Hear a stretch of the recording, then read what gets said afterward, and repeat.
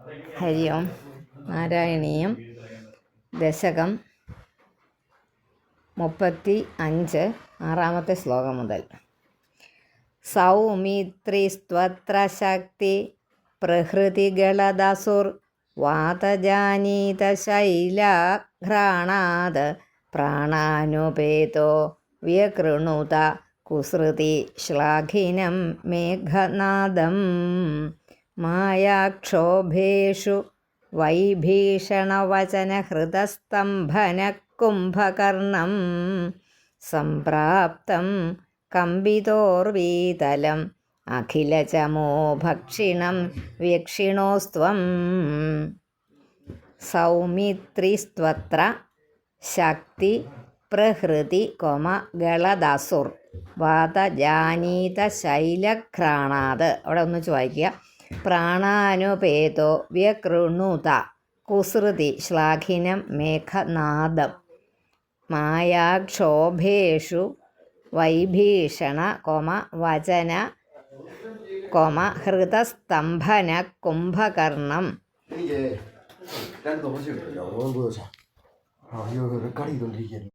ഹരി ഓം. ഭാഗവതം 11-ാം പഞ്ചമസ്കന്ധത്തിലെ 11-ാം അധ്യായത്തിലെ 10-ാമത്തെ ശ്ലോകം. ഗന്ധാകൃതി സ്പർശരസശ്രവാംസി വിസർഗരത്യർത്ഥ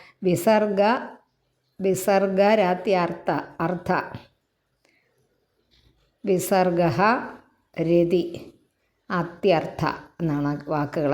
ഗന്ധാകൃതി സ്പർശ രസശ്രവാംസി വിസർഗ രത്യാർത്തി അഭിജൽപ ശില്പ.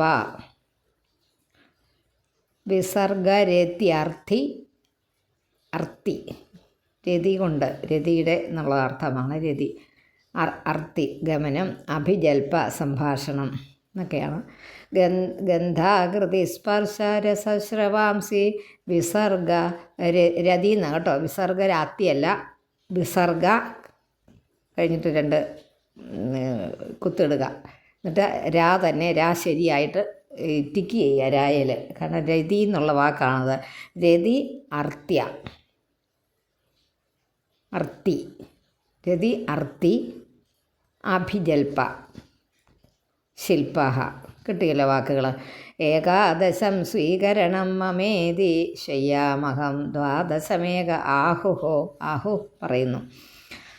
ഗന്ധാകൃതി സ്പർശരസശ്രവാംസി വിസർഗരത്യാർത്തി അഭിജൽപശില്പാഃ ഏകാദശം സ്വീകരണം മമേതി ശയ്യാമഹം ദ്വാദശമേക ആഹുഹോ. അതുപോലെ ഞാൻ ഇന്നലെ പറഞ്ഞില്ലേ, കഴിഞ്ഞ ദിവസത്തെ ക്ലാസ്സിൽ നമ്മൾ പറഞ്ഞപ്പോൾ ഇത് മുഴുവൻ വേദാന്തമാണ്, തത്വങ്ങളാണ് ഈ പറയുന്നത്. അതുകൊണ്ട് വിശദമായ ഒരു അർത്ഥത്തിലോട്ട് കടക്കുന്നില്ലെങ്കിലും വാക്കുകൾ കിട്ടിയില്ലെങ്കിൽ അത് ശരിയാകില്ല. അതുകൊണ്ട് അത് ഒന്ന് പറയാം. ഗന്ധം, രൂപം, രസം, സ്പർശം, ശബ്ദം, അതാണ് ഈ നമ്മുടെ ജ്ഞാനേന്ദ്രിയങ്ങൾ. അതിൻ്റെ അതറിയുന്നത് ഈ ഗന്ധം, രൂപം, സ്പർശം, രസം, ശബ്ദമൊക്കെയുള്ള എന്നുള്ള 5 വിഷയങ്ങളെ നമ്മൾ 5 ജ്ഞാനേന്ദ്രിയങ്ങൾ കൊണ്ട് അറിയുന്നു. നാസിക, കണ്ണ്, ത്വക്ക്, നാക്ക്, ചെവി, ഈ 5 ജ്ഞാനേന്ദ്രിയത്തിൽ കൂടി അറിയുന്നു. അതുപോലെ മലവിസർജനം, പിന്നെ സ്ത്രീ പുരുഷൻ തമ്മിലുള്ള ആ ഒരു ബന്ധം, സംയോഗം, അതിലുണ്ടാകുന്ന സുഖം, പിന്നെ സഞ്ചാരം, സംഭാഷണം, അതുപോലെ മനസ്സിലാക്കൽ, ആദായം എന്നീ വക പ്രവൃത്തികൾ, ഗുദം, ഉപസ്ഥം, പാദം, വായു, കാല്, വാക്ക്, കയ്യ് എന്നീ 5 കർമ്മേന്ദ്രിയങ്ങൾ കൊണ്ട്, കർമ്മേന്ദ്രിയങ്ങൾ 5, ജ്ഞാനേന്ദ്രിയങ്ങൾ 5, അങ്ങനെ കരുതിയാൽ മതി. അതിൻ്റെയൊക്കെ ഓരോ ധർമ്മങ്ങൾ നമുക്കറിയാം. അതിനെക്കുറിച്ച് വിശദമായിട്ടൊന്നും പറയണ്ടല്ലോ. മനസ്സ്, പിന്നെ 5 കർമ്മേന്ദ്രിയങ്ങൾ കൊണ്ട് മനസ്സ് ചെയ്യുന്നു അല്ലേ. മനസ്സ് പറയുന്നത് കൊണ്ടാണ് നമ്മുടെ ബുദ്ധിയോ മനസ്സോ ഒക്കെ എന്താ നമ്മൾ വിചാരിക്കുന്നത്, അത് ഉദ്ദേശിക്കുന്ന പോലെയാണ് നമ്മുടെ കൈകളും കാലുകളും എല്ലാം അനക്കുന്നത്. നമ്മളിങ്ങനെ വിചാരിക്കുന്നു. ഇപ്പോൾ ദോശ അടുപ്പിൽ വെച്ചു, കല്ല് വെച്ചു, ചൂടായൊന്ന് ഉറപ്പിച്ചു. അതൊക്കെ നമ്മൾ ഓരോ ഇന്ദ്രിയങ്ങൾ കൊണ്ടാണ് മനസ്സിലാക്കുന്നത്. എന്നിട്ട് മനസ്സിലാക്കുന്നതെന്നല്ലേ വാക്ക് തന്നെ, മനസ്സിലാക്കുന്നു. മനസ്സുകൊണ്ട് നമ്മൾ അറിഞ്ഞു കഴിയുമ്പോൾ നമ്മളത് ചൂടായി കഴിയുമ്പോൾ തിരിച്ചിടുന്നു. ഏകദേശം ഒരു പാകമായി കഴിയുമ്പോൾ നമ്മളത് അതും നമ്മൾ മനസ്സുകൊണ്ട് അറിയുന്നു. എന്നിട്ട് പതുക്കെ ചട്ടുകം കൊണ്ടത് കോരി പാത്രത്തിലോട്ട് വേറെ ഇടുന്നു. അങ്ങനെയല്ലേ എല്ലാ കാര്യങ്ങളും ചെയ്യുന്നത്. വിളക്ക് കൊളുത്തുന്നത്, വിളക്ക് എടുത്തു വെച്ചു, അതിനകത്ത് എണ്ണ ഒഴിക്കണം എന്ന് നമ്മൾ എന്തുകൊണ്ടാണ് മനസ്സുകൊണ്ട് ചിന്തിച്ചു. എണ്ണ കൈ കൊണ്ടെടുത്തു, എണ്ണ ഒഴിച്ചു, തിരി ഇട്ടു. നീ കത്തിക്കേണ്ടത് ഈ രീതി നമുക്കറിയാതെ എങ്ങനെയാണെന്ന് കൊളുത്തേണ്ടതെന്ന് അത് കൊളുത്തി. അപ്പോൾ നമ്മൾ എല്ലാം ചെയ്തത് എന്തുകൊണ്ടാണ്? ഇന്ദ്രിയങ്ങൾ കൊണ്ടാണ്. എന്തെങ്കിലും കൈ കൊണ്ട് ആണ് പല കാര്യങ്ങളും ഇതിനകത്ത് ചെയ്തത്. അത് എന്തുകൊണ്ടാണ് നമ്മൾ അറിഞ്ഞത്? മനസ്സുകൊണ്ടാണ്, നമ്മൾ തീരുമാനിച്ചിട്ടാണ് ചെയ്തത്. അത്രയേ ഉള്ളൂ. അങ്ങനെ എൻ്റേതെന്നുള്ള അഭിമാനം അപ്പോൾ നമ്മുടെ ശരീരത്തിന് വന്നു ചേരുന്നു. ഇങ്ങനെ 11 പ്രവൃത്തികൾ മനസ്സിനുണ്ട്. ഇന്നലെ പറഞ്ഞത് 5 കർമ്മേന്ദ്രിയങ്ങൾ, 5 ജ്ഞാനേന്ദ്രിയങ്ങൾ, ബുദ്ധി പോലത്തെ ആ ഒരു പ്രവൃത്തി ചെയ്യാനുള്ള ആ തോന്നലുണ്ടാക്കുന്നത് എന്തോ അത് മനസ്സാണോ ബുദ്ധിയാണോ നമുക്ക് ഇതുവരെ തിരിച്ചറിയാൻ പറ്റിയിട്ടില്ല. അതുപോലെ വിവേകികളായ വേറെ ചിലർ അഹങ്കാരത്തെയും മനസ്സിൻ്റെ വൃത്തിയായിട്ട് കൽപ്പിച്ചിരിക്കുന്നു. മനസ്സുകൊണ്ടാണ് ഈ അഹം എന്ന് പറഞ്ഞാൽ ഞാൻ, മമ, എൻ്റേതെന്നും ഞാനെന്നുമുള്ള ചിന്ത മനസ്സിലാക്കുന്നത്. ഇതിനെ 12ാമത്തെ വൃത്തിയായിട്ട് നിശ്ചയിച്ചിട്ട് മനുഷ്യർ ഓർക്കുന്നുണ്ട്, ആൾക്കാർ ചിന്തിക്കുന്നുണ്ട്. ദേഹത്തിലെ ഇന്ദ്രിയങ്ങളെ ഞാനെന്ന് അഭിമാനിച്ചു. കാരണം ഈ ദേഹത്തെ ഞാനെന്ന് അഭിമാനിക്കുന്നു, അല്ലെ ഞാൻ ദേഹമാണ്, ശരീരമാണ് എന്ന് പറയുന്നതിൽ മനസ്സിലാക്കുന്നതെന്ന്. ഞാൻ ശരീരമാണ് എന്ന് പറഞ്ഞാൽ, ഞാൻ എന്ന് പറയുന്നത് ശരീരമാണെന്ന് പറഞ്ഞാൽ ശരീരവേദ എന്തുകൊണ്ടൊക്കെയാണ്? ഈ കർമ്മേന്ദ്രിയങ്ങൾ കൊണ്ട് ആണ് ഉണ്ടാക്കിയിരിക്കുന്നത്. അതറിയുന്നത് ജ്ഞാനേന്ദ്രിയങ്ങളുമാണ്. കൈ, കാല്, ചെവി, ത്വക്ക് അതൊക്കെ പറഞ്ഞാൽ മൂക്ക് എന്നൊക്കെ പറയുന്നത് ഇന്ദ്രിയങ്ങളാണെങ്കിൽ ജ്ഞാനേന്ദ്രിയങ്ങളാണെങ്കിൽ അത് അറിയുന്നത് നമ്മുടെ മനസ്സുകൊണ്ടാണ് അല്ലേ. അതുകൊണ്ട് ആ മനസ്സിനെയും ഒരു അഹങ്കാരത്തിൻ്റെ ഒരു ഭാഗമായിട്ട് മനസ്സിനെ സങ്കല്പിക്കുന്നു. അതുകൊണ്ട് മനസ്സിനെ കൽപ്പനത്തിനും ചിന്തിക്കുന്നതിനും സങ്കല്പിക്കുന്നതിനും ഒക്കെ കാരണമായിരിക്കുന്ന ആ ബോധസ്വരൂപനായ ബോധമുള്ള ആയ ഈശ്വരൻ, അതായത് നമ്മുടെ ഉള്ളിലുള്ള ആ ചൈതന്യം, ബോധസ്വരൂപനാണല്ലോ ആത്മാവ്. ആ പുരുഷൻ എന്നും ആ പേര് കിട്ടി. പുരുഷൻ എന്ന ആ മനസ്സിന് അല്ലെങ്കിൽ ആ ആത്മാവിന് പേര് കിട്ടി. ഇത്രയേ ഉള്ളൂ. ഗന്ധാകൃതി സ്പർശ രസശ്രവാംസി വിസർഗ രത്യാർത്ഥ്യാഭിജൽപ ശില്പ ഏകാദശം സ്വീകരണം മമേതി ശയ്യാമഹം 12 ആഹോ ദ്രവ്യസ്വഭാവാശയകർമ്മ 11ാമത്തെ ദ്രവ്യസ്വഭാവാശയകർമ്മകാലൈ ഏകാദശാമീ മനസോ വികാരാഃ സഹസ്രശതശ കോടിശ്ച ക്ഷേത്രജ്ഞതോ ന മിഥോ ന സ്വതഃ സ്യുഹോ. അതിനകത്ത് വേറെ ഒന്നും തിരുത്താനില്ല, പിന്നെ പിരിച്ചെഴുതാനുമില്ല. ദ്രവ്യ സ്വഭാവാശയ കർമ്മകാലൈഹി, ദ്രവ്യങ്ങൾ, സ്വഭാവം, ആശയം, ഒരു കാര്യത്തിനെക്കുറിച്ചുള്ള പൊതുവായിട്ടുള്ള അറിവ്, കർമ്മം, കാലം, ഇതൊക്കെ കാരണമായിട്ട് മനസ്സിൻ്റെ നമ്മൾ പറഞ്ഞത് 11 വികാരങ്ങൾ. നേരത്തെ പറഞ്ഞ ആ 11 അമീ ഏകാദശ വികാരാഹ, ആ 11 വികാരങ്ങൾ. അതുപോലെ അനേകം, ശതശ, സഹസ്ര, 1000ആയിട്ടും കോടികളായിട്ടും സ്യു അവിടെ ഒരു വാക്ക് തന്നെയാണ് സ്യുഹു. മിഥ അന്യോന്യം ചേർന്നിട്ടില്ല. അതൊക്കെ ഒന്നായിട്ട് അതിനെ കൂടി അത് ഒന്നിച്ചൊന്നിച്ച് വന്നിട്ടില്ല. സ്വതേ ഉണ്ടായവയുമല്ല, അതൊന്നും നേരത്തെ തന്നെ ഉണ്ടായവയില്ല. ക്ഷേത്രജ്ഞത, ആ ക്ഷേത്രജ്ഞനിൽ നിന്ന് ഉണ്ടായി. ക്ഷേത്രജ്ഞൻ നമ്മളിവിടെ പറഞ്ഞിട്ടുണ്ട്. അതിൽ നിന്നാണ് പിന്നെ ആത്മാവിനെ പുരുഷൻ എന്ന് പറഞ്ഞില്ലേ, അതിനകത്ത് അതാണ് ഇതിൻ്റെ എല്ലാം കാരണം. അതിനെയാണ് വാസനാരൂപമായ അന്ധക്കരണത്തിനുള്ളവ എൻ്റേതെന്ന ആ ഭാവത്തിൽ അതെൻ്റേതാണെന്ന് അന്ധക്കരണത്തിൽ നമ്മുടെ ഉള്ളിൽ അത് എൻ്റേതാണ്, ഈ കാര്യങ്ങൾ എൻ്റേതാണ്, കണ്ണ് എൻ്റേതാണ്, മൂക്ക് എൻ്റേതാണ്, ഇതെല്ലാം മനസ്സുകൊണ്ട് നമ്മൾ സങ്കല്പിച്ച് നമ്മുടേതാക്കിയതാണ്. നമ്മുടെ ശരീരത്തിലുള്ളതിൻ്റെ അത് ശരിക്കും നമ്മൾ മനസ്സും കൂടി അതിനകത്തുള്ളത് കൊണ്ടാണ്. ആ മനസ്സിനെയാണ് പുരുഷൻ എന്ന് പറയുന്നത്. ആ പുരുഷൻ്റെ, അതായത് ആത്മാവിൻ്റെ പ്രവൃത്തി കൊണ്ടാണ് നമ്മൾ ഇതിനെയെല്ലാം ഓരോന്നോരോന്നായിട്ട് ചെയ്തു ഓരോരോ പ്രവൃത്തികളായിട്ടും ഓരോരോ കർമ്മങ്ങളായിട്ടും ഇതിനെ കണ്ടുവയ്ക്കുന്നത്. ഇത്രയേ ഉള്ളൂ. അതിനകത്ത് ഒന്നും സംശയമുള്ളതൊന്നുമില്ല. ഏകാദശ, അതിനകത്ത് ദ്രവ്യ സ്വഭാവാശയ കർമ്മകാലൈഹി എന്നാക്കിയിട്ട് പിന്നെ വെട്ടി ഏകാദശാമി മനസ്സോ വികാരാഹ, അത് നീട്ടുണ്ട്, വികാരാഹ. അതുമാത്രമേ ശ്രദ്ധിക്കാനുള്ളൂ. പിന്നെ 12 ക്ഷേത്രജ്ഞേത മനസ്സോ വിഭൂതിർ ജീവസ്യ മായാരചിതസ്യ നിത്യാഹ ആവിർഹിത ക്വാപി തിരോഹിതാശ്ച ശുദ്ധോ വിചഷ്ടേ ഹി അവിശുദ്ധ കർത്തുഹോ എന്നാണ്. അതൊന്നിച്ച് വായിച്ചാൽ മതി. ഹി അവിശുദ്ധ കർത്തുഹോ.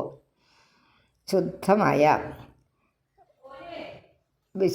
ശുദ്ധിക്ക് കാരണമല്ലാത്തതായ കർമ്മം ചെയ്യുന്നതും നമ്മുടെ മനസ്സിനെ ശുദ്ധമാക്കാൻ പറ്റാത്തതായ കർമ്മം ചെയ്യുന്നതും മായയാൽ നിർമ്മിക്കപ്പെട്ടതുമായ ഈ ജീവൻ്റെ ഉപാധിയായിട്ട് മനസ്സിൻ്റെ നിത്യ എന്നുമുള്ള ഈ വൃത്തികളെ ആവിർഭൂതങ്ങളായിട്ടും വന്നു ചേർന്നതായിട്ടും ചിലപ്പോൾ മാറിപ്പോകുന്നതായിട്ടും പിന്നെ ശുദ്ധ ക്ഷേത്രജ്ഞ ഒന്നുമില്ലാതെ ഒന്നിനോടും ഒരു ഉപാധിയും കൂടാതെ ഇരിക്കുന്ന ആത്മാവ് വിചഷ്ടേഹി കാണുന്നുവെന്ന് പ്രസിദ്ധമാണ്.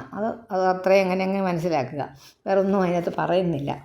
13 ക്ഷേത്രജ്ഞാത്മാപുരുഷ പുരാണ വളരെയധികം ഗംഭീരമായിട്ടുള്ള ഒരു മണിക്കൂറെങ്കിലും ഞാനിത് 2-3 ബുക്ക് റെഫർ ചെയ്ത് പറഞ്ഞാലേ ഇത് മുഴുവനാകത്തുള്ളൂ. അപ്പോൾ അങ്ങനെ പറഞ്ഞു വരുമ്പം ഒത്തിരി സമയം പോകും. അത് നിങ്ങൾക്കൊരു എനിക്ക് തോന്നുന്നില്ല ഒരുപാട് പ്രയോജനം ഉണ്ടാകുമെന്ന്. നിങ്ങൾ ഇടയ്ക്കിടയ്ക്ക് ഈ കാര്യങ്ങൾ കേൾക്കുമ്പം ഈ കുറച്ച് കിട്ടുന്ന പീസുകൾ നിങ്ങൾ മനസ്സിലാക്കുക. ക്ഷേത്രജ്ഞാത്മാ പുരുഷ പുരാണ സാക്ഷാ സ്വയം ജ്യോതിരജ പരേശഃ അജഹ എന്ന് പറയും. അവിടെ സ്വയം ജ്യോതിഹി അജഹ എന്നാക്കണം. രേജ എന്ന് പറയരുത്, അജ എന്നാണ് അത് വാക്ക്. അതായത് ജന്മം ഇല്ലാത്തവൻ അജ. ക്ഷേത്രജ്ഞ ആത്മാപുരുഷ ഒരുപാട് ഭഗവാന്റെ പേരായിട്ട് പറയുന്നുണ്ട്, ബ്രഹ്മാവിൻ്റെ പേരായിട്ട് പറയുന്നുണ്ട് അജഹ എന്ന് പറഞ്ഞാൽ. ക്ഷേത്രജ്ഞ ആത്മാപുരുഷ പുരാണ സാക്ഷാ സ്വയം ജ്യോതിര അജഃ പരേശഃ. ആ രായുടെ തീയുടെയും രായുടെയും ഇടയ്ക്കൊരു ആ മുകളിൽ ചെറുതായിട്ട് എഴുതി വെക്കുക. അപ്പോൾ അജാന്ന് വായിക്കും നമ്മൾ. ഇപ്പം തന്നെ എഴുതി വെക്കണം, പിന്നെ എഴുതാമെന്ന് ഓർക്കരുത്. നാരായണോ ഭഗവാൻ വാസുദേവഃ സ്വമായയാത്മാനി അവധീയമാനഃ. ആത്മനി എന്നില്ല കേട്ടോ, ഞാൻ വായിച്ചപ്പോൾ തെറ്റിയ. സ്വമായയാത്മനി അവധീയമാനഃ.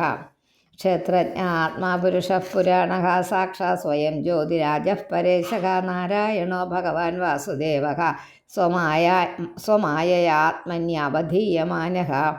ആ ക്ഷേത്രത്തെ അറിയുന്നവൻ, ക്ഷേത്രജ്ഞൻ, ക്ഷേത്രത്തെ അറിയുന്നവൻ, നമ്മൾ പറയുന്ന ആ പുരുഷൻ, ആത്മാവ്യാപകൻ, ആ പുരുഷ, ആ അന്ധകരണത്തിൽ ഉണ്ടായിരിക്കുന്ന ആ പുരുഷൻ. ഇവരൊക്കെ പുരാണ എല്ലാത്തിനും കാരണമായിട്ടുള്ളവൻ, സാക്ഷാത് സ്വയം ജ്യോതി, സ്വയമേ പ്രകാശിക്കുന്നവൻ ഉള്ളവൻ, അജഹ ജന്മമില്ലാത്തവൻ, പര ഈശ ബ്രഹ്മാദികൾക്കും ഈശ്വരൻ, മറ്റുള്ളവർക്കും ഈശ അതാ പരമേശ്വരൻ എന്നൊക്കെ പറയുന്ന പരമേശ്വരൻ, എല്ലാവർക്കും ഈശ്വരൻ.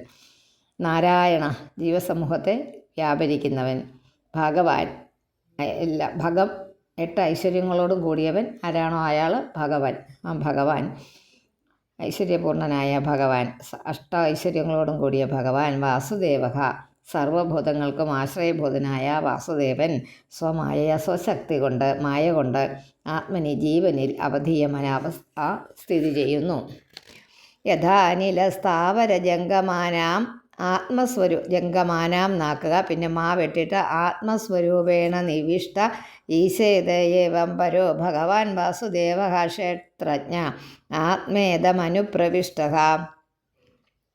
യഥാ അനില സ്ഥാവര ജംഗമാനാം ആത്മസ്വരൂപേണ. അനിലൻ വായു, സ്ഥാവര ജംഗമാനാം സ്ഥാവരങ്ങളുടെയും നമ്മൾ പറയും സ്ഥാവര ജംഗമങ്ങളൊക്കെ നമ്മുടെ സർവസ്വവും ആത്മസ്വരൂപേണ സ്വന്തം രൂപത്തോടുകൂടി നിവിഷ്ട പ്രവേശിച്ചവനായിട്ട് യഥാ ഈശേത് എങ്ങനെയാണോ അതിനെ കരുതുന്നത്, അതിനകത്തോട്ട് എത്തിപ്പെടുന്നത്. ഏവം ഇതുപോലെ പ്രപഞ്ചത്തിന് അതീതനായിട്ടുള്ള ഭഗവാൻ വാസുദേവൻ, എല്ലാത്തിനും ആധാരമായിട്ടുള്ള ഭഗവാൻ സർവസാക്ഷിയും ക്ഷേത്രജ്ഞൻ എന്ന് പറഞ്ഞാൽ എല്ലാത്തിനും ക്ഷേത്രജ്ഞൻ, അത് ഇതിനകത്തിരിക്കുന്നവൻ, ആ മനസ്സ്, നമ്മളെ അന്ധകരണം, അതിനെ സർവത്തിനും സാക്ഷിയായിട്ടിരിക്കുന്നവൻ എന്ന് നമുക്ക് പറയാം. എല്ലാത്തിനും സാക്ഷിയായിട്ട് നമ്മുടെ ഉള്ളിലൊന്നുണ്ടല്ലോ, നമ്മൾ പറയുന്ന ഇപ്പം മലയാളത്തിൽ സാധാരണ പറയുന്ന ഒരു വാക്കിൽ ഏറ്റവും എളുപ്പത്തിൽ മനസ്സിലാക്കാൻ മനസാക്ഷി. നമ്മൾ മനസാക്ഷി ഉണ്ടോ അവനങ്ങനെ ചെയ്യുന്ന വെച്ചാൽ മനസ്സ് സാക്ഷിയായിട്ട് ഇരിപ്പുണ്ട്. അപ്പോൾ ഇത് ചെയ്യുന്നത് തെറ്റാണോ ശരിയാണോ എന്ന് ഈ മനസ്സിന് ശരിക്കും അറിയാം. ഞാൻ ചെയ്യുന്നത് തെറ്റാണെന്ന് അറിഞ്ഞുകൊണ്ട് നമ്മൾ പല തെറ്റുകളും ചെയ്യുന്നുണ്ട്. അത് നിഷേധിക്കാൻ പറ്റുന്നൊരു കാര്യമല്ലല്ലേ. അത് ചെയ്യാതിരിക്കാൻ കർമ്മത്തിൽ വ്യാപരിക്കുന്ന വ്യവഹാരത്തിൽ എന്നൊക്കെ പറഞ്ഞത്, അത് അങ്ങനെയുള്ളവർക്ക്, നമുക്കെല്ലാവർക്കും അങ്ങനെ ചെയ്യാതിരിക്കാൻ പറ്റില്ല. പല കാര്യങ്ങളും തെറ്റാണ്, ഇത് വേണ്ട, ഇത് ചെയ്യണ്ട എന്ന് നമ്മുടെ മനസ്സ് പറയുന്നുണ്ടെങ്കിൽ ചെയ്യാതിരിക്കാൻ പറ്റാത്തതായ പല കാര്യങ്ങളും നമ്മുടെ ജീവിതത്തിൽ എല്ലാ ദിവസേന വന്നുകൊണ്ടിരിക്കുന്നുണ്ട്. അറിയുന്നില്ലെന്ന് മാത്രം. വിശദമായിട്ടൊന്ന് ആലോചിച്ച് നോക്കിയാൽ മനസ്സിലാകും. ചെറിയ കാര്യങ്ങൾ തൊട്ട് വലിയ കാര്യങ്ങൾ വരെ, ഒരുപാട് പ്രശ്നങ്ങളിലോട്ട് പോകുന്ന കാര്യങ്ങൾ വരെ നമ്മുടെ മനസ്സറിഞ്ഞുകൊണ്ട് തെറ്റ് ചെയ്യുന്നുണ്ട്. അപ്പോൾ അതിനൊരു സാക്ഷിയുണ്ട്. നമുക്ക് ആ മനസ്സെന്ന് പറയുന്നത് നമ്മുടെ മനസ്സിലുള്ള സാക്ഷിയാണ്. കർമ്മങ്ങൾ ചെയ്യുന്നതോ നമ്മളുടെ കർമ്മേന്ദ്രിയങ്ങൾ കൊണ്ട് അല്ലെങ്കിൽ ജ്ഞാനേന്ദ്രിയങ്ങൾ കൊണ്ട് ആണ് ശരിക്കും. അടുത്ത വീട്ടിൽ നിൽക്കുന്ന ഒരു ചെടിയുടെ പൂവ് പറിക്കുക, അത് നമുക്ക് ശരിക്കറിയാം. ആ ആളിനോട് ചോദിച്ചിട്ടേ ചെയ്യാവുള്ളൂ. അല്ലാതെ ചെയ്യാവുന്ന ചില കാര്യങ്ങളുണ്ട്. പൊതുവായിട്ടുള്ള ചിലപ്പോൾ പ്രശ്നങ്ങളൊന്നും ഇല്ലാത്ത ഇരിക്കുന്നതാണെങ്കിൽ കുഴപ്പമൊന്നുമില്ല, നമുക്ക് ചെയ്തു. ഇത് പക്ഷേ നമുക്കറിയാം, അവരെ ലാളിച്ച് ഓമനിച്ച് വളർത്തി കൊണ്ടുവന്ന ഒരു ചെടിയുടെ പൂവാണ്. അത് പറിക്കുന്നത് ശരിയല്ലെന്ന് നമുക്ക് ശരിക്കറിയാം. പക്ഷേ നമുക്കൊരു അത്യാവശ്യം വന്നപ്പോൾ അത് പൊട്ടിച്ചെടുത്തേ പറ്റൂ. നമുക്ക് ആവശ്യമുണ്ട്, നമ്മുടെ മുമ്പിൽ തന്നെ ഉണ്ട് താനും സാധനം. ആ ആളിനോട് ചോദിക്കേണ്ട മര്യാദയുണ്ട്. അപ്പോൾ ഒരു പക്ഷേ ചോദിച്ചാൽ പറ്റില്ലെന്ന് പറഞ്ഞാലോ എന്നോർത്ത് പലപ്പോഴും ആൾക്കാർ ചെയ്യുന്നൊരു കാര്യമാണ് ചോദിക്കാതെ മുറിച്ചെടുക്കുക, അത് എടുത്തുകൊണ്ട് പോരുക. അങ്ങനെ ചെയ്യുന്നത് തെറ്റാണെന്ന് മനസ്സിനറിയാമെങ്കിലും കർമ്മം ചെയ്യുന്നത് ഏതാ? നമ്മുടെ കയ്യാണ്. ശരിക്കും പറഞ്ഞാൽ നമ്മുടെ കർമ്മേന്ദ്രിയ. നമ്മൾ മനസ്സിൽ ഞാൻ ആണ് അതെന്ന് ചിന്തിച്ചാണ് നമ്മൾ ഇരിക്കുന്നത് ശരീരം. അപ്പോൾ ശരീരം എന്ന് പറഞ്ഞാൽ ചുമ്മാ ഒരു കാര്യമല്ലല്ലോ, അതിനകത്ത് കൈയും കാലും ഒക്കെ ഉണ്ടല്ലോ. ആ കൈയും കാലും ഉള്ളതിന് കമ്പനം ഉണ്ടാകണമെങ്കിൽ, അതായത് നമുക്ക് അതിനെ ഇളക്കണമെങ്കിൽ നമ്മുടെ മനസ്സ് വിചാരിക്കണം. മനസ്സ് വിചാരിച്ച് അപ്പോൾ ആ മനസ്സ് വിചാരിച്ചപ്പോൾ ഈ കാര്യം ചെയ്യുമ്പോൾ മനസ്സ് എന്താ വിചാരിച്ചത് ശരിക്കും പറഞ്ഞാൽ അത് പൊട്ടിക്കണമെന്ന് ഓർത്തു. പക്ഷേ അതിൻ്റെ കൂടെ ഒന്നുകൂടി ഓർത്തു ഇത് ശരിയല്ലെന്ന്. പക്ഷേ അത് ശരിയല്ലെന്ന് വെച്ച് നമ്മളത് ചെയ്യാതിരുന്നില്ല, നമ്മളത് പൊട്ടിച്ചെടുത്തു. അപ്പം നമ്മൾ അറിഞ്ഞും അറിയാതെയും നമ്മൾ പറയുന്നത് അതുകൊണ്ടാണ്. അറിയാം നമുക്ക് തെറ്റാണെന്ന്, പക്ഷേ അത് ഇല്ലാതെ പറ്റില്ല. അപ്പം ചോദിച്ചാൽ കിട്ടില്ല. അപ്പോൾ എന്ത് ചെയ്യും? നമ്മളത് പറിച്ചെടുക്കും. കണ്ണിൽ കണ്ടാൽ അത് വേണമെന്നുള്ള ആവശ്യമുണ്ടെങ്കിൽ ആവശ്യത്തിൻ്റെ ഇതിൻ്റെ അനുസരിച്ച് നമ്മൾ നമ്മുടെ മനസ്സിനെ പറഞ്ഞ് മനസ്സിലാക്കുക അത് തെറ്റല്ല. ഒരു പൂജയ്ക്ക് വേണ്ടിയിട്ടാണ്. അപ്പം വന്ന് എല്ലാം ഒരുക്കിയൊക്കെ വെച്ച് കഴിഞ്ഞപ്പോൾ ഇന്ന പൂ വേണമെന്ന് പറഞ്ഞു. ഇന്ന പൂ ഇന്നടത്ത് നിൽപ്പുണ്ട്, അത് ആ ഒരു പുഷ്പം എനിക്കിവിടെ കിട്ടിയേ മതിയാകുള്ളൂ. പക്ഷേ നമുക്കറിയാം അവരതിനെ വളരെ അധികം ലാളിച്ച് വളരെയധികം കാലം കൊണ്ട് ഉണ്ടായ ഒരു പൂവാണത്.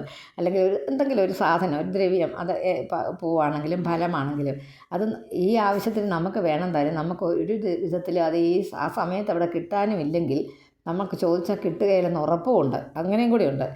അങ്ങനെയുണ്ടെങ്കിൽ നമ്മളത് അറിയാതെ പൊട്ടിക്കുന്നത് തെറ്റാണെന്ന് അറിഞ്ഞുകൊണ്ട് തന്നെയാണ് നമ്മൾ ചെയ്യുന്നത്.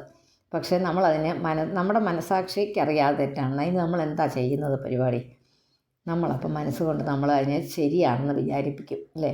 മനസ്സുകൊണ്ട് നമ്മളതിനെ ശരിയാണ്, ഞാൻ ഈ ചെയ്യുന്നത് ശരിയാണ്, വേറൊന്നുമല്ല. അതിന് സത്യത്തിലില്ലേ ഭഗവാൻ അറിയാതെ ശരിയാണെന്ന്. എന്താ അറിയാവുന്ന ഭഗവാനെ? ഈ ആവശ്യം നടക്കണം, എനിക്ക് ഈ കാര്യങ്ങൾ നടക്കണമെന്നും അവരത് ചോദിച്ചാൽ തരികയില്ല. ഭഗവാൻ പറഞ്ഞു എന്നോട്, ഞാനങ്ങ് പറിച്ചു അത് അവിടുന്ന്.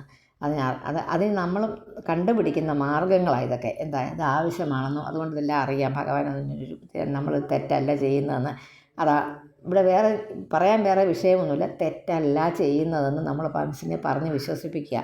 തെറ്റ് ചെയ്യാതെ അല്ലാതെ ഞാൻ പറഞ്ഞ ഉഴപ്പി നടക്കുന്നവർ ചെയ്യുന്ന തെറ്റുകൾ അവർക്ക് അറിഞ്ഞാലും അറിഞ്ഞില്ലെങ്കിലും അവരൊന്നുമല്ല. അങ്ങനെ അല്ലാത്തവരുടെ കാര്യമാണ് ഞാനീ പറയുന്നത്. സാധാരണ നമ്മളെപ്പോലുള്ളവർ നമ്മളങ്ങനെ ചെയ്യുന്നവരല്ലല്ലോ. പക്ഷെ നമ്മളറിയാതെ നമ്മുടെ മനസാക്ഷി കാണുന്നത് അത് തെറ്റാണെന്ന് കാണുന്ന കാര്യവും നമ്മുടെ കർമ്മേന്ദ്രിയം കൊണ്ട് നമ്മൾ ചെയ്യുന്നുണ്ട്. അപ്പം നമ്മുടെ കർമ്മേന്ദ്രിയവും അതിനകത്തെ കുറ്റവാളിയാണ്, നമ്മുടെ മനസ്സും അതിനകത്തെ കുറ്റവാളിയാണ്. അപ്പം നമ്മൾ എന്ത് ചെയ്യും? കർമ്മേന്ദ്രിയത്തിന് അവിടെ വെച്ചിട്ട് കർമ്മേന്ദ്രിയത്തിന് വേണ്ടിയിട്ട് നമ്മുടെ കൈയാണ് പറിച്ചതെന്ന് നമ്മൾ പൂ പൊട്ടിച്ചത് അല്ലെങ്കിൽ ആ ഫലം പറിച്ചെടുത്തതെന്ന് അതിന് കർമ്മേന്ദ്രിയത്തെ നമ്മൾ അതിന് നമ്മൾ ഇത് കൊടുത്തു, ജാമ്യം കൊടുത്തു. വേണ്ട, അതിനെ അങ്ങ് മാറ്റി നിർത്തി. നമ്മൾ പറയല്ലേ മൂകസാക്ഷിയല്ലല്ലോ, അങ്ങനെ എന്തോ ഒരു ഇത് പറയും, മാപ്പ് സാക്ഷിയാക്കി. കൈയെ നമ്മൾ മാപ്പ് സാക്ഷിയാക്കിയിട്ട് നമ്മൾ മനസ്സിനെ നമ്മൾ പ്രധാനമായിട്ട് എടുത്തു, നമ്മളെ പോലെയുള്ളവർ. എന്നിട്ട് പറയുന്ന നമ്മൾ ചെയ്തത് ശരിയാണ്, നമ്മുടെ മനസ്സിനെ പറഞ്ഞ് നമ്മളത് മനസ്സിലാക്കുക. എൻ്റെ മനസ്സിനെ നമ്മൾ തന്നെ. അപ്പം ആരാണ് ഇതിനകത്ത് മനസ്സെന്ന് പറയുന്നതിൻ്റെ പുറകിൽ വേറെന്തോ ഒന്നുമില്ലേ? ആ മനസ്സിനെ നമ്മൾ മനസ്സിലാക്കിക്കുക. എന്തോ ഇത് ശരിയാണ് ഞാൻ ചെയ്തത്, ഞാനായിട്ട് എല്ലാം കണ്ടുകൊണ്ട് എൻ്റെ ഭഗവാൻ എൻ്റെ ഉള്ളിലിരിപ്പുണ്ട്, ശരിക്കും ഞാനത് ചെയ്തത് എന്തിനാണെന്ന് ഭഗവാൻ അറിയാം എന്നാണ് നമ്മൾ പറയുന്നത്. അപ്പം നമ്മളാണോ കർമ്മം ചെയ്തത്? നമ്മൾ അവിടുന്ന് ഒഴിഞ്ഞു ഇല്ലേ?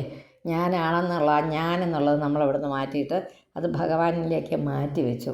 അതിനാണ് നമ്മൾ പറയുന്ന ഉള്ളിലുള്ള ആ ഒരു ഈശ്വരൻ ഈശ്വരൻ അല്ലെങ്കിൽ നമ്മുടെ ചൈതന്യഭാവം, അതിനാണ് മനസ്സാക്ഷി എന്നൊക്കെ പറയുന്നത്. അപ്പം മനസ്സൊന്ന് വേറെ, സാക്ഷി ഒന്ന് വേറെ. ശരിയായിട്ട് മനസ്സിലായില്ലേ? യഥാ അനില സ്ഥാവര ജംഗമാനാം ആത്മസ്വരൂപേണ നിവിഷ്ടയേശേത് ഏവം പരോ ഭഗവാൻ വാസുദേവ ക്ഷേത്രജ്ഞ ആത്മേദം അനുപ്രവിഷ്ട. വാക്കുകളൊക്കെ കിട്ടി, കാര്യങ്ങളും ഇത്രയേ ഉള്ളൂ. 15 നയാവദേതാം തനുഭൃന്നരേന്ദ്ര വിധൂയമായാം വൈനോദയേന വിമുക്തസംഗോ ജിതഷട്സപഗ്നോ വേദാത്മതത്വം ഭ്രമതീവ താവത്. അത് വാക്കുകളൊന്നും തിരുത്താനില്ല. നരേന്ദ്ര, നരേന്ദ്ര കഴിഞ്ഞിട്ടൊരു എക്സ്ക്ലമേഷൻ മാർക്കുണ്ട്. അത് കാണുമ്പോൾ ഓർക്കണം, വിളിക്കുകയാണ്. അല്ലയോ രാജാവേ, തനുഭൃത് ദേഹി. ആരാ പറയുന്നത് ഇതൊക്കെ? ജഡഭരതൻ ആദ്യമായിട്ട് രഘുഗണൻ എന്ന നാട്ടുരാജാവിനോട് സംസാരിക്കുന്നതാണ്. നരേന്ദ്ര രാജാവേ, തനുഭൃത് നമ്മുടെ ശരീരം, ഏതാം ഈ മായയെ വൈനോദയേന അറിവിൻ്റെ അറിവ് വരുന്നത് ഉണ്ടായതുകൊണ്ട് വിധൂയ നീക്കിക്കളഞ്ഞിട്ട് വിമുക്ത സംഘ എല്ലാത്തിൽ നിന്നുമുള്ള ഒട്ടലിൽ നിന്ന് മാറി, അതിനോട് ഒത്തി നിൽക്കാതെ മാറി നിന്ന് ജിത ഷഡ് സപഗ്ന 6 ശത്രുക്കളെ ജയിച്ചവൻ ആണ്. 6 ശത്രുക്കളെ നമുക്ക് ഉള്ളത്. ഇന്ദ്രിയങ്ങളുടെ ഇതിനെയാണ് പറയുന്നത്. അതിനെ ജയിച്ചവനായിട്ട് ആത്മതത്വത്തെ യാവത് ന വേദ ഇതുവരെ അറിയാതിരിക്കുന്നുവോ താവത് അതുവരെ, യാവത് താവത് ഏതുവരെയാണോ അറിയാതിരിക്കുന്നത്, താവത് അതുവരെ ഇഹ ഭ്രമതി ഈ സംസാരത്തിൽ ഇങ്ങനെ നമ്മുടെ ഇതുപോലെ സംസാര ദുഃഖം എന്ന് പറയലേ, നമ്മുടെ ജീവിത ദുഃഖത്തിൽ ഇങ്ങനെ ഭ്രമിച്ചു കൊണ്ടിരിക്കുന്നു. എപ്പോഴും നമുക്ക് വേണം വേണ്ട വേണം അല്ലെങ്കിൽ അത് കിട്ടി, അത് കഴിഞ്ഞപ്പോൾ അടുത്തതിനോട് ആഗ്രഹമായി, അത് കിട്ടി, അടുത്തതിനോട് ആഗ്രഹമായി, അത് കിട്ടി. ഇങ്ങനെ കിട്ടാതെ വരുമ്പോൾ നിരാശ വരുന്നു, അതിനെക്കുറിച്ച് വ്യാകുലപ്പെടുന്നു, വ്യാധി എല്ലാം ഉണ്ടാകുന്നു. സകല പ്രശ്നങ്ങൾക്കും നമ്മളെ തന്നെ വിട്ടുകൊടുക്കാൻ തുടങ്ങുന്നു. അത് ആത്മാവിന് ഈ സംസാരവുമായിട്ട് ഒരു ബന്ധവുമില്ല. സംസാരം എന്ന് പറയുന്നത് ഒന്നുമില്ലാത്തതാണ്. ഈ സ്വപ്നത്തിൻ്റെ കഥ ഒന്നുമില്ലാത്തതാണ്, കാണുന്ന ഒന്നും ഇല്ലാത്തതാണ്. പിന്നെ സംസാര ബന്ധത്തിൽ നിന്ന് വിട്ടുപോകാനുള്ള മാർഗത്തെയാണ് പിന്നെ പറഞ്ഞു കൊടുക്കുന്നത്. ഈ സംസാര ബന്ധത്തിൽ നിന്ന് എങ്ങനെ വിട്ടുപോകാം? ഈ ശരീരത്തെ ധരിച്ചിരിക്കുന്ന എല്ലാവർക്കും, ശരീരം എന്ന് പറയുന്നത് എടുത്തിരിക്കുന്ന എല്ലാവർക്കും ജ്ഞാനം ഉണ്ടാകുമ്പോൾ ശരീരത്തിലുള്ള ഇന്ദ്രിയങ്ങളിൽ ഈ ശരീരത്തിലുള്ള ഇന്ദ്രിയങ്ങളിൽ ആത്മാവിൻ്റെ ആ ഭാവത്തെ, ആത്മ എന്ന് വെച്ചാൽ ഞാൻ ആത്മാവാണെന്നുള്ള ആ ഭാവത്തെ ജനിപ്പിക്കുന്ന ആ അവിദ്യ എന്ന് പറഞ്ഞാൽ മായ, അജ്ഞാനത്തെ നശിപ്പിക്കണം. സകല വിഷയങ്ങളിൽ നിന്നും വിട്ടുമാറിയിരിക്കണം.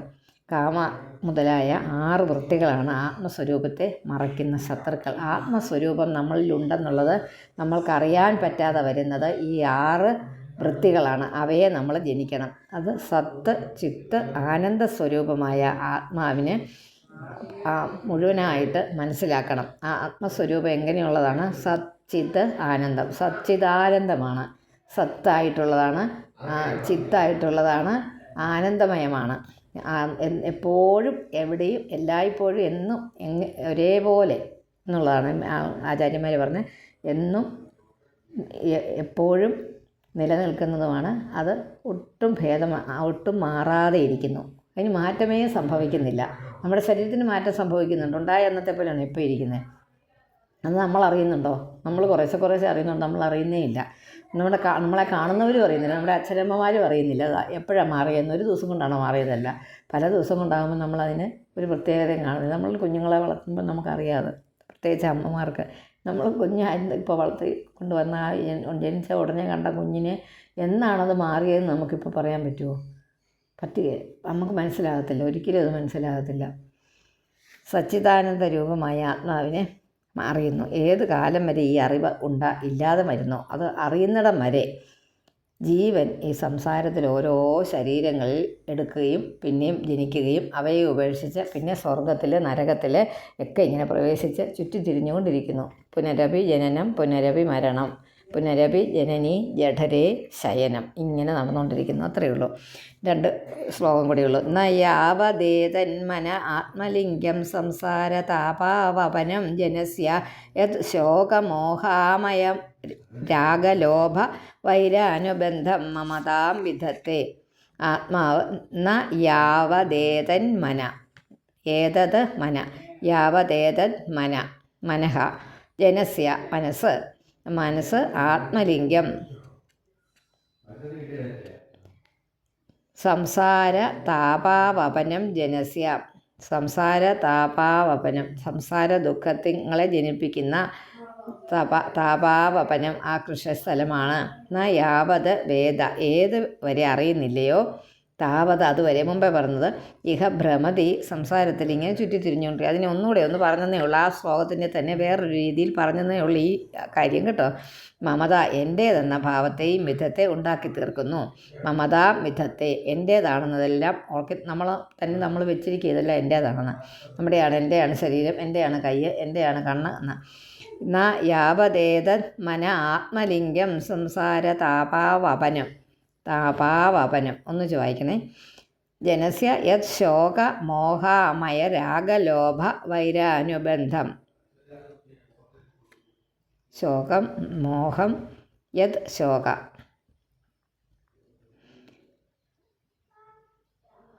വൈരാനുബന്ധം മമതാമിഥത്തെ. ഇനി അവസാനത്തെ ശ്ലോകം. ഭ്രാതൃവ്യമേനം തദബ്രവീര്യ വീര്യം തദബ്രവീര്യ കേട്ടോ, അതദബ്രവീര്യ. ഭ്രാതൃവ്യമേനം തദബ്രവീര്യ അബ്രവീര്യ, അതുകൊണ്ട് അതബ്രവീര്യ. വാക്കുകളൊന്ന് അവിടെ തന്നെ ഒന്ന് പിരിച്ചെഴുതാൻ പറ്റുമെങ്കിൽ അതായിരിക്കും സൗകര്യം. ഭ്രാതൃവ്യമേനം അതബ്രവീര്യ, അങ്ങനെയാണ്. അതബ്രവീര്യ എന്ന് വന്ന് 2 ദാ വന്നത്, ഒരെണ്ണം തായ് തന്നെ, പിന്നൊരു തായ് എഴുതുക, ചന്ദ്രക്കല ഇടുക, പിന്നെ അതഭ്ര പ്ലസ് അതഭ്രവീര്യ, വീര്യം എന്നെഴുതുക. പിന്നെ അമ്മോ വെട്ടിയിട്ട് ഉപേക്ഷയാധ്യേദിതം അപ്രമത്ത എന്നുള്ളത് അവിടെ എഴുതുക. തായ്ക്കും മായുടെ ഇപ്പുറത്ത് ഉപേക്ഷയാധ്യേദിതം എന്നിട്ട് മാ വെട്ടിയിട്ട് ആ എഴുതുക അവിടെ അതിൻ്റെ മുകളിൽ, അപ്രമത്ത. ഗുരോർ ഹരേസ് ചരണോപാസനാസ്ത്രോ, ഗുരോഹേ ഗുരുവാകുന്ന ഗുരോ ഹരേ ചരണോപാസനാസ്ത്രോ, ചരണോപാസനയെ കൊണ്ട് ആകുന്ന അസ്ത്രത്തോടു കൂടിയവൻ. ചരണോപാസനാസ്ത്രോ ഗുരോർ ഹരേ ചരണോ നമുക്ക് വായിച്ചാൽ മതി, ഇല്ലെങ്കിലും കുഴപ്പമില്ല. ഗുരോർ ഹരേ ചരണോപാസനാസ്ത്രോ ജഹി വ്യളീകം സ്വയം ആത്മമോക്ഷമല്ല ആത്മമോഷം.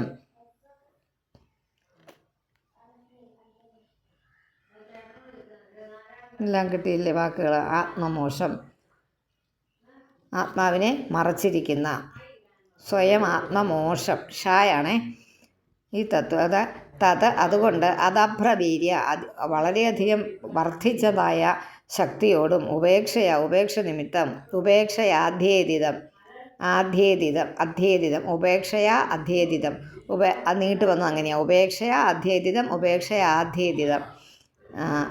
വർദ്ധിച്ചത്, വെളീകൻ സത്യമല്ലാത്തതും സ്വയം ആത്മമോഷം, സ്വതേ തന്നെ ആത്മാവിനെ മറച്ചിരിക്കുന്നതും, ഏനം ഭ്രാതൃവ്യം, ഈ ശത്രുവിനെ ഗുരോഹരെ, ഗുരുവാകുന്ന ഹരിയുടെ ചരണോപാസനാസ്ത്ര, ചരണത്തിനെ ഉപാസനയാക്കാനായിട്ട് ഉപാസന ചെയ്യുന്ന അസ്ത്രത്തോടു കൂടിയവനും അപ്രമത്ത ശ്രദ്ധായുക്തനുമായിട്ട് വധിച്ചാലും ജഹി വധിച്ചാലും, അതിനെ ഇല്ലാതാക്കിയാലും എന്ന് തത്വം ഉപദേശിച്ച ശേഷം ഇനി ചെയ്യേണ്ട കാര്യം എന്നാന്നും കൂടെ പറയുന്നില്ല. മനസ്സാണ് പരമാർത്ഥത്തിൽ നമ്മുടെ എല്ലാ ശത്രു.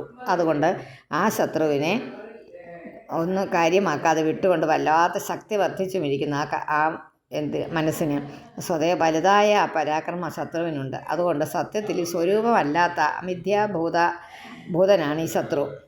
അതില്ലാത്തതാണ്. എങ്കിലും ആത്മാവിനെ തന്നെ മറയ്ക്കുന്നതായ മഹാപരാധത്തെ ചെയ്യുന്നവനാകയാൽ നമ്മുടെ മനസ്സിനെ മറയ്ക്കുന്നതാണ് ഈ മനസ്സ്.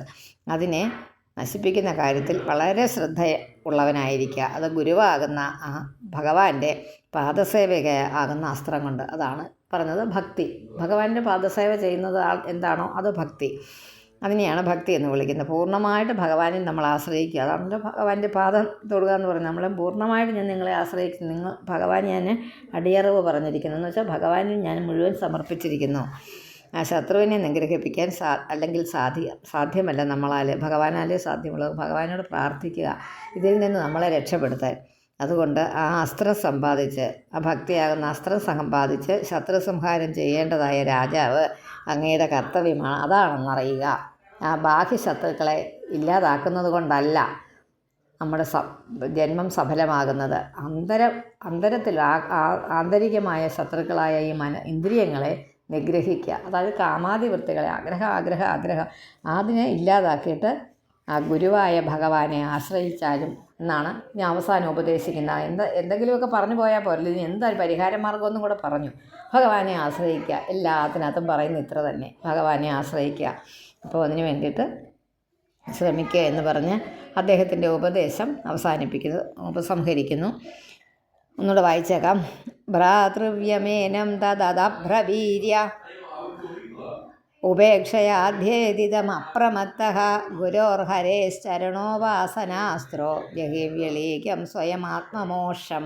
മോക്ഷം എന്നേ ഉള്ളൂ, എപ്പോഴും ശ്രദ്ധിക്കുക. എപ്പോഴും ഉപയോഗിക്കുന്ന വാക്കായതുകൊണ്ട് മോക്ഷം എന്ന് പറയാനും, അത് പ്രത്യേകിച്ച് ആധ്യാത്മിക ഗ്രന്ഥമായതുകൊണ്ട് മോക്ഷത്തിന് പ്രാധാന്യമുണ്ടെന്ന് അങ്ങനെയല്ലത്. ജഹിവ്യളീകം സ്വയമാത്മമോക്ഷം ഷംന്നേ ഉള്ളൂ. അത് പ്രത്യേകം ശ്രദ്ധിച്ച് വായിക്കുക. അതിനടിയിൽ ഒരു വരയിട്ട് വെക്കുക. അപ്പം ഒരുപാട് പേര് വായിക്കുന്നത് ഞാൻ കേട്ടിട്ടുണ്ട്, അതുകൊണ്ട് മാത്രം പറയുന്നതാണ്. ഇഷ ഇല്ല, ഇവിടെ ഷായേ ഉള്ളൂ. ഹരി ഓം. ഇത് ശ്രീമദ് ഭാഗവതേ മഹാപുരാണേ പഞ്ചമസ്കന്ധേ ബ്രാഹ്മണ രഘോഗണ സംവാദേ ഏകാദശോധ്യായഃ. ഹരി ഓം.